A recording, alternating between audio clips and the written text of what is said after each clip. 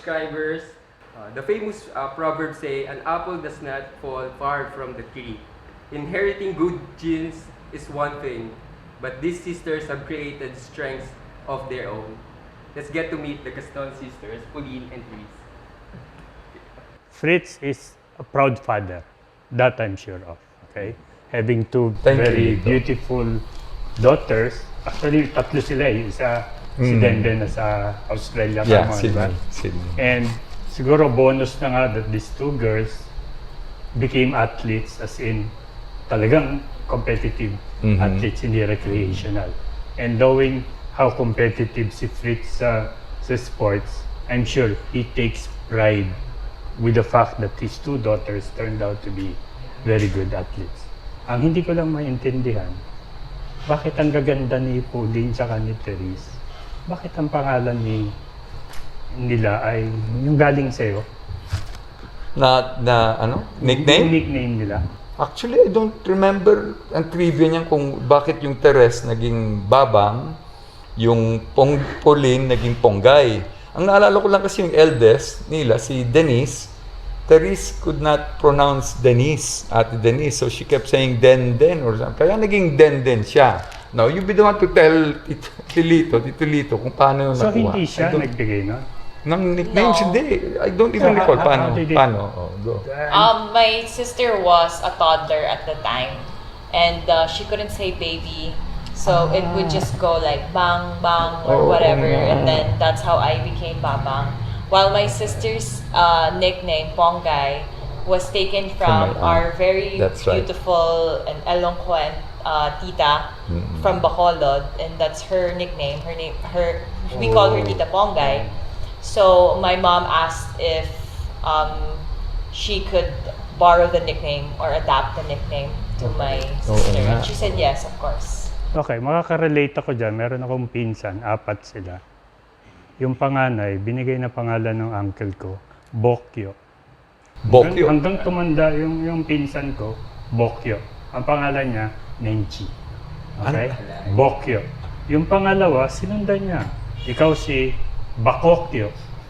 Bokyo? I don't know where he got those names. Tapos yung pangatlo, si Bagadogdog. Where he got those names, I don't know. That's why I wanted to. Yung sa inyo, parang natural yung reason eh. Diba? Hindi ba ito? Hindi niya mahal yung anak niya. For to name them like that. Hanggang namatay yung tatay, yun yung nickname ng mga anak niya. Anyway, we're not talking about them. We're talking about about the two. Why they were called that? I didn't realize that. Okay, so we asked this of Fritz kanina na he's a basketball player, talagang atleta. And for a lot of athletes like him, like basketball players, I've heard this from people. Of course, they would want a male, a son, to carry on what the father used to play. That's a normal thing, especially among Filipinos. But in this case, binigyan siya ng 2 atletang anak, and they said, I'm very happy with my 2 daughters. Okay? Ano pang hihingin ko? Okay? How would you react to that? Na ganun yung pag-iisip niya na who cares if I don't have a male heir? Okay, as long as I have these 3 beautiful daughters of mine and 2 of them are active athletes. Ikaw muna, Therese, how would you respond dun sa? Oh, I was gonna tell her to go first. You go first! Okay. Siguro for me, wala kang choice kasi wala eh. I think he was yung kinikwento nila is, he was hoping that I would be a boy. Kasi ako yung last, ako yung bunso. So, we're 3 girls. So, when the first one was born, he was like, oh, it's a girl! Si Ate Den. Tapos, when it was my sister na, oh, it's still a girl! Babae pa rin. Tapos nung ako, babae talaga. Yun daw yung kwento nila. So, I think he's fine naman that he got 2 girls. 3 girls. And at least me and my sister were really into sports. Okay. So, I guess, sa aming tatlo, ako yung pinaka-boyish. Ako yung parang tomboy. Ako yung kasama niyang mag-bike lagi. Ako yung kasama niyang uminom sa bahay. Ako yung parang sa lahat in terms of like sports, I think me and my dad get along. So, Pero siya ba yung talagang directly nag-push sa inyo, not impose, kundi nag-push sa inyo to have mag-sports. a sporty lifestyle? Yeah, I think, it was definitely my dad. Kasi, he was always pushing us to do things that, both our parents were pushing us to do things that they did also. How So, old were you then at the time? we started sports at a really young age because even in school, we were active in like yung mga clubs. So ever since we were in grade school, like, and me and my sister started with swimming. She was like grade 4 or grade 3. Tapos ako, around that age also. So we would like, And then from swimming, what else? we did different sports also. My sister went to volleyball, I did football. We also tried like, Basketball. Basketball. I tried it. and ako, I even tried taekwondo, tapos we did tennis. Pero yung mga sports that we really stuck to was like swimming and volleyball. Pero si Therese, ikaw yung naunang mag-go to volleyball. I Ahead was of the time. first one because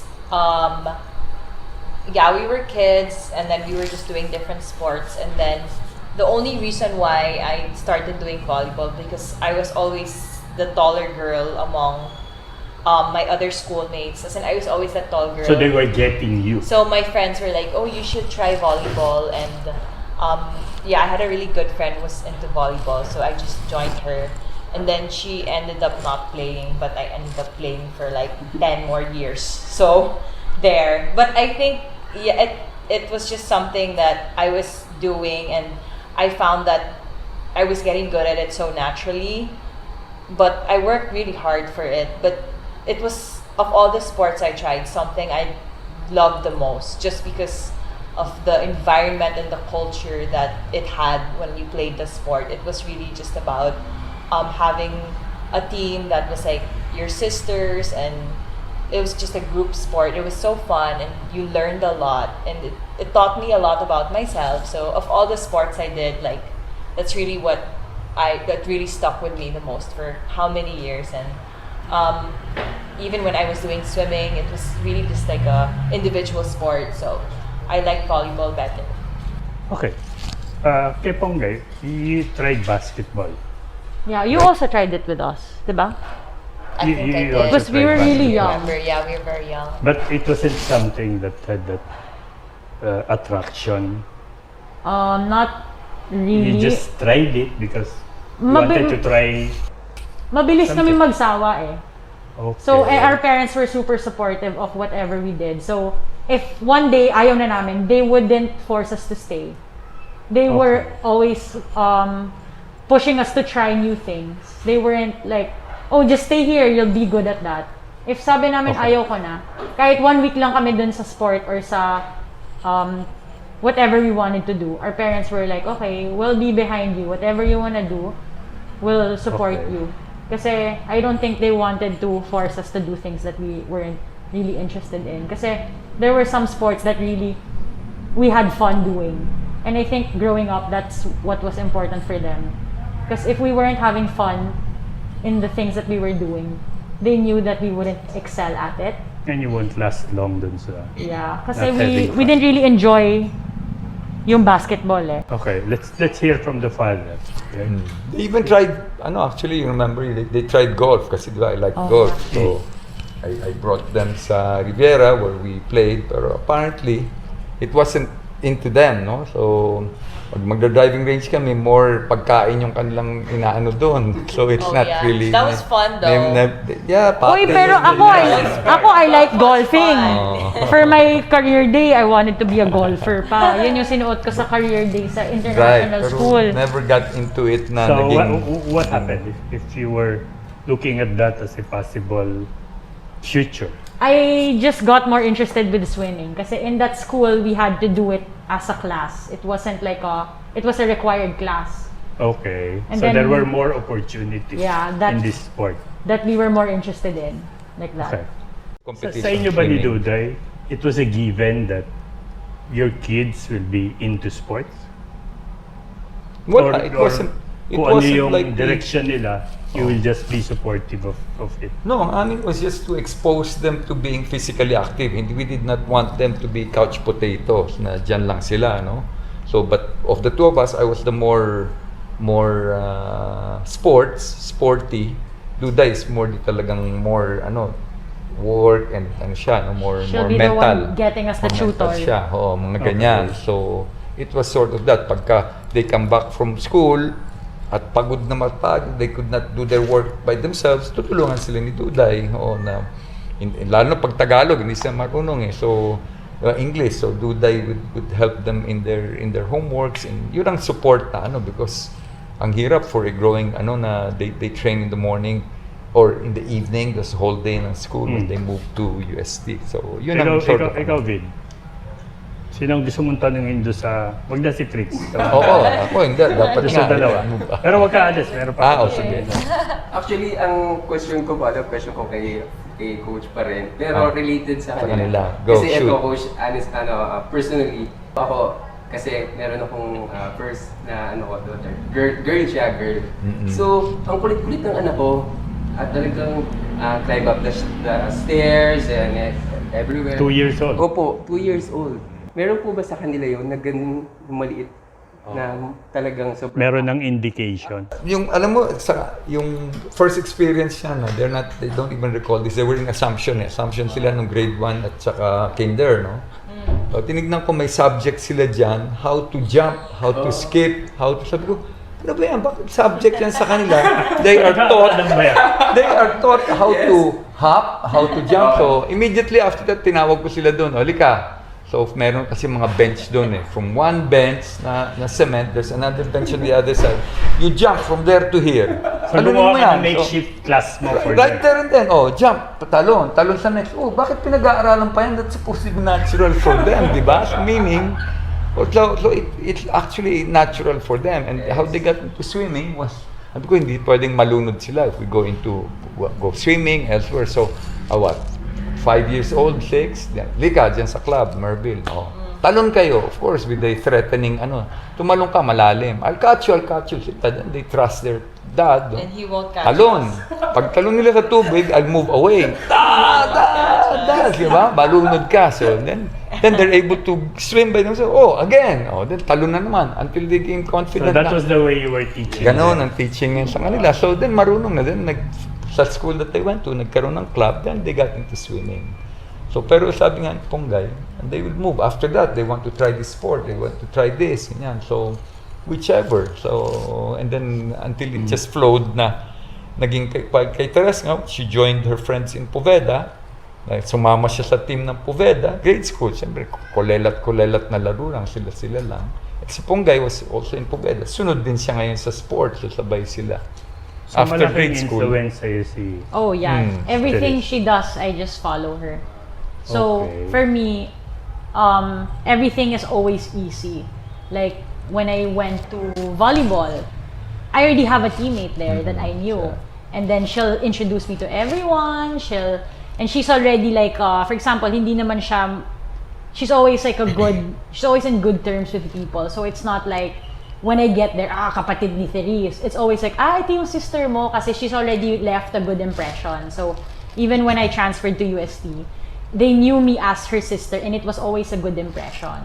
And I think it would be backwards. If I was the older sister, I would leave a bad impression, and they would be like, kapatid mo si Ponggay, nako, lagot tayo dyan. Pero for me, it was easy because everyone knew my sister, and she was always like she always left a good mark. So I would follow the trail, and it's easy na for me. Like, hindi ako nahihirapan, hindi ako naka-culture shock in terms of, and she'll always give me tips. So if I had a hard time with class or school, she'd show me all her ways, how she did it, how she coped. And then with training, when I got to Ateneo, like, ito, ganyan, expect mo na to, mahirap to. So she'd always already make things a lot easier for me. So sinusundan ko lang siya. Poveda to UST to Ateneo. Yan, sabay. So with the success that your two girls have reached, at least sa collegiate level, kasi nag-start pa lang yung commercial playing mo. Mas paano kayo dapat ipakilala? Tatay nila, Therese tsaka ni Pauline. o anak ni Fritz? Alin ang mas bagay ngayon? Are you asking me or are you asking them? I'm asking you. Well, to answer Kasi that, mas ikaw ang apektado eh. well, to answer that, go to Facebook now or you go to internet. Dati, when you search for Fritz Gaston, lalabas. Yung Ateneo ko, yung PBA, yung time naglaro ko. Diba ngayon, just a couple of years, if you go search for Fritz Gaston, ang lalabas dun hindi na ako. Fritz Gaston, ang lalabas dun sila na. So, In other words, that in itself, lumalabas doon, father siya nitong Ateneo players na si Babang. so nag-transition na. Ha? Nag-transition. So, ganun Hindi yun. na ikaw no? yung celebrity ngayon sa pamilya. Wala Wala talaga. Tatanggapin mo na. Oo. Wala Oo. na. Tapos, Yeah, even, what's even more siguro nga, sad would be, even yung time ko, na dapat time ko, sikat ka. Ngayon, ka-time ko, tatanungin ako, anak mo ba yun? Yung mga ganun na, di ba? Sabi ko, sandi. Given na, kabatch ko to, mga kabatch ko, anak mo ba yan sila? Ganon. Sabihin ko pa naman sana baka depende sa kausap mo. Hindi nga eh. It hindi, depends madalas who siya you... makausap yun ang sinasabi. Kausap Kaya ko nga nga yung eh. mga kabatch ko, yun na yung tanong nila, di ba? Sipin mo, kabatch na niya. Sipin mo yun.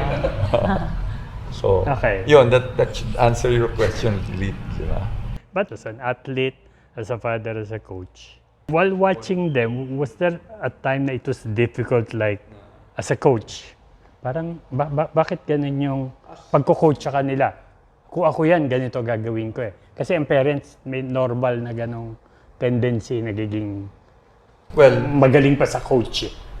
Well, as a father or as a parent, their grandmother and their aunt used to tell me they could not watch my game because they'd get a heart attack thinking baka ma-injure ako during the game. So they cannot watch the game in anticipation, baka biglang may mangyari doon. They don't know how it will react. Okay. For me, walang ganon. For me, it was like that's all part of the game. I never even thought of baka ma-injure siya and all. Wala. Pag nangyari, mangyayari yan. Diba? Just have to be prepared. But I think the more frustrating doon, sinasabi mo, as a coach, Okay. it's very difficult for me being a coach and not a father at the same time because kids will never listen to their parent. Lalo na if you are trying to be a coach but you're not the coach. So the most frustrating was to try to impart to them certain knowledge mo na probably from my part, I know it's even higher than their coaches. Pero iba eh. Then I would respect that dahil siyempre yung coach nila yan, di ba? So if I would talk of my parang views or observation of their coach, I would tell them, papatayin nila ako noon. Parang you don't talk ill or you don't talk negative about our coaches. I understand that. Ganun ang tingin nila sa coaches nila. Only later on, they think, yung pala yung sinabi ni dad, ganyan. Then they start to see, ganyan pala yan, ganyan. But they mature with that. Pero during the game itself, or pag nakikita ko, I cannot comment. Okay, I will not comment about sa'yo, Therese. Kasi I have an idea do sa coach din yun. How hard he drives the place. I mean, it's an open, hindi naman sikreto yan, nababasa talaga yan eh. The way he trains, okay? Tapos i-relate mo ngayon doon sa sinasabi niya na as a coach, yung frame of mind na ganun, meron siyang kaibahan, the way he would do things versus what he was seeing your coach does, and he said, ang reaction was more of, don't talk ill about our coach. Something na ganun. You didn't agree with him when he voices out those. Well, not all the time. We always have discussions on it.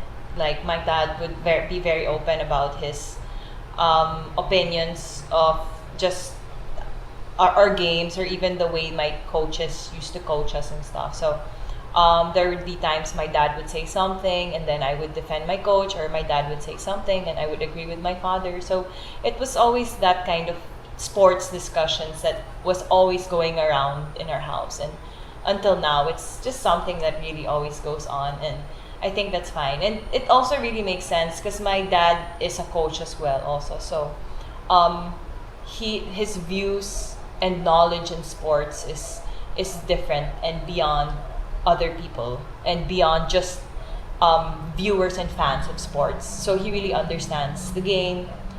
Even if he was coaching basketball, he still understands sports essentially. But he understands athletes. Yes, I mean, if you're a essentially. coach, So you there, need to yes. understand that. So that's why he would express his frustrations also sometimes on my coaches, but sometimes it's I'm just a player, or I was just a collegiate player, you know. I wasn't a professional player, so whoever is my coach for my school is my coach for my school. So I just had to live with that, you know. And as a amateur player, that's all I just wanted to do. I just wanted to play, and my dad understood that. So sometimes he really would not, or he would watch our game but not super show himself. He just does that, or he would just watch our games in secrets, because he didn't want us to see that he would watch our games. So, yeah, Okay, so by intention, or yeah, so he didn't want to be visible sa inyo. Because my Pag dad nanonood siya. supports us 1,000% in all our games, but sometimes he can get very critical with our games nga. And it's fine. Like, we understand. Okay, Also sa'yo, Pauline. She said family discussion, may disagreements, but you have agreed how to disagree. Or we do have agreements also. So it happens. It's a So on your balance. part, were there things that you were in disagreement with your dad about sports? Whatever it is, basta it's about sports. Did you have disagreements with your dad?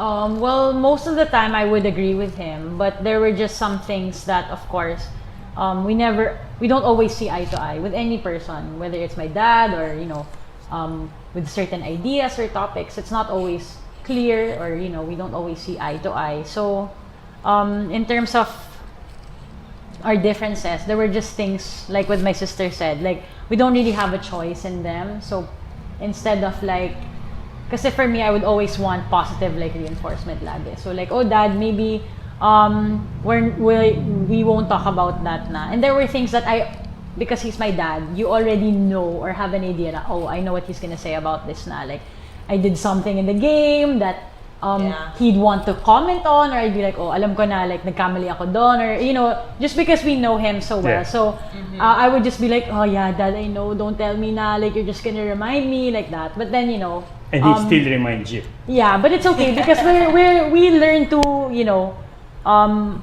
have to accept, you know, our mistakes and things that we need to improve on. Because we also know that it's it's to make us better. Yes, all the time. These reflections and these lessons that our dad teaches us is really just something that he always wants to impart on us, because as he said earlier, sometimes it's, you know, us being kids, and it's something we don't want to listen or hear right away, but it's something we need to hear, because maybe at that moment we don't appreciate it, or we don't value it, or we don't want to hear it. But when we grow older and we mature, we look back, we'll have this sort of reflection on those values and those lessons that our dad was teaching us. Yeah.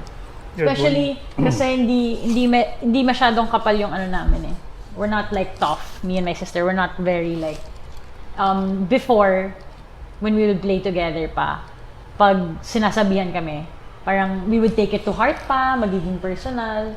Hindi kami like as tough as how we are now. Syempre when you're young. Yeah. Diba? Like when we were, Experience will give you that. yeah. Yung mga like, for leveling example, up. me, until now, I'm not very good with coping with my mistakes before. Like, even if we would play well, I mean, even if I would play well, let's say, pero the team would lose, I would take that so badly. Hindi ako magaling tumanggap ng talo. Or parang iisipin ko ng matagal na parang, what could I have done to make it different? Or what could have, like, if we did something else different, would we have won? So parang I'm only slowly learning how to become better at that. Kasi, you know, these are things that we learn as we experience like losses and, you know, mistakes. And there were times na, for example, my dad would say something ill nga about the coaches. And I would agree with him. But then I would tell him, don't tell me na kasi yun na yung coach ko eh, anong magagawa ko? Or yun na yung decision ng coach ko eh. Like, mapapalitan ko ba? Or, are we gonna have an argument with my coach? Like, there's nothing I can do. That's how the person is. We just have to accept it. Kasi I know what he's saying is right, and I know what he's saying is true, pero there were times I'd be like, Dad, I'd rather not hear it kasi baka matrigger lang ako. Na parang magagalit pa ba ako sa coach ko wala na akong choice. Yun na lang yung... Pero mahirap pigilin si daddy niya to express himself. He's one of the most expressive person I have known. Sabi ko, hindi nyo lang kilala. Yung tao ay very expressive of his feelings. Yes. Sometimes brutally frank Yes. to that point. Okay? I remember one time, may saklay. Kasi he was injured. Player siya na. Pumunta siya sa Araneta. Okay, nakasaklay. So may dugout sa Araneta. May nagtanong na sports writer. Hoy, Fritz! Hindi ka lalaro? Sabi ni Fritz. Hindi, lalaro ako! Parang, don't ask me stupid questions. Please. Okay? But that's Fritz. Yeah. Okay? The way he expresses himself is being himself. Yes. That's it.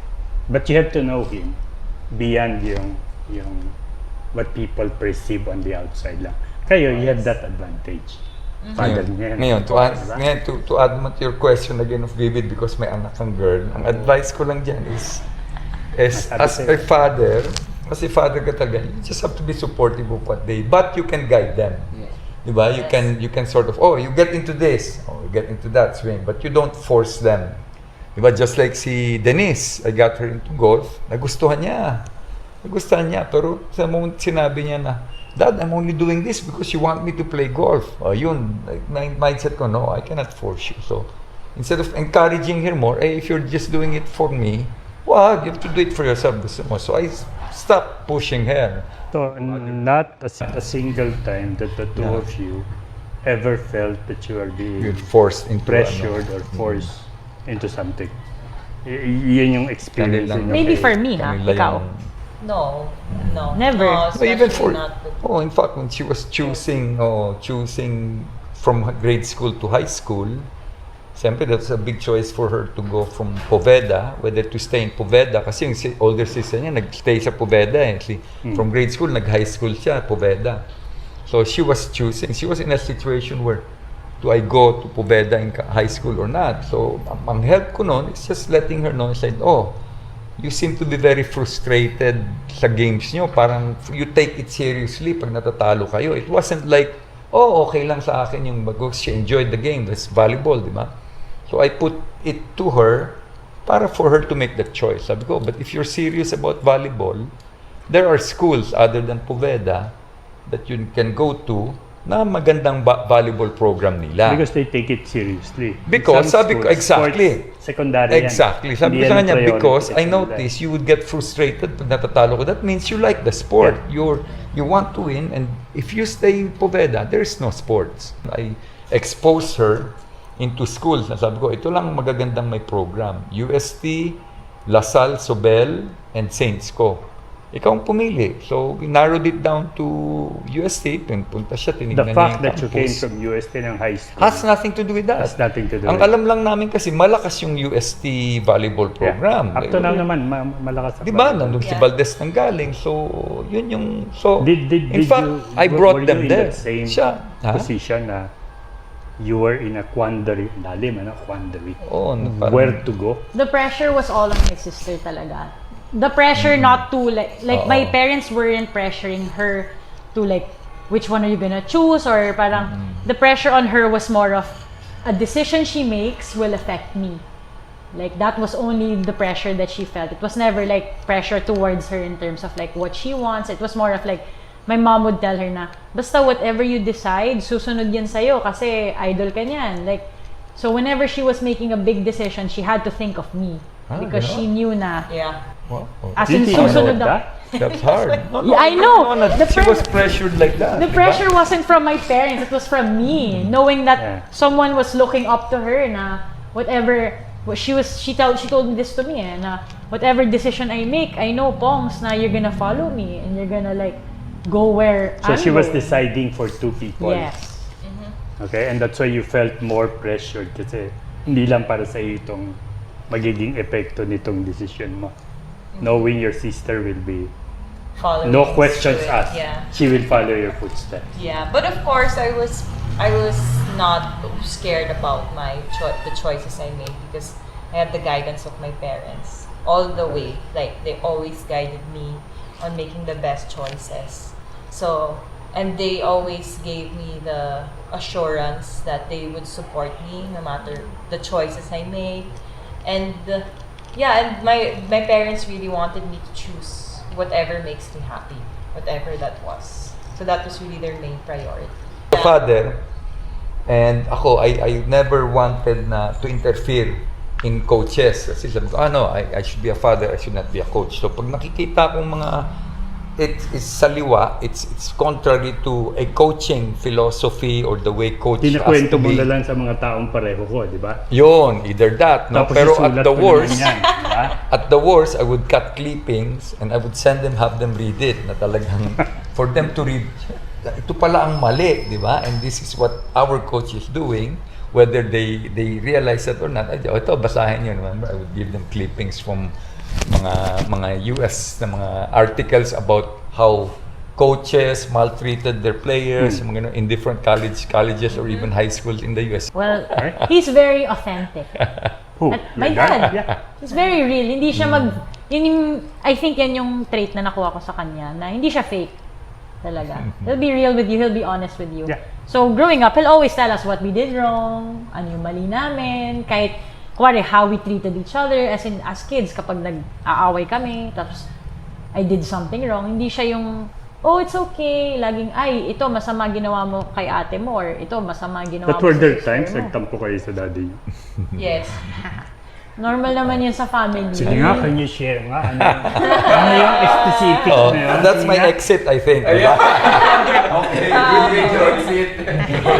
Actually, yun yung segue, Fritz. And we reached this point in our life where I was like, I realized, oh, okay, she's making her own decisions now. I guess my job here is done. And at the time of me departing from sports, amateur sports, it was just me going through a lot of things, emotionally, mentally, even physically. So I knew that I think this is my time, this is my moment. With this one, I'm gonna keep doing this for how long? I mean, until I can, because I still have passion and I still have love for this. Final message to the youth out there: keep dreaming, because your dreams are what will keep you alive and what will make you happy when you wake up in the morning. Do what you love and love what you do, and to always have fun, you know? Do something you love, kasi what's the point of doing something that you're not passionate about, or doing something that you don't enjoy?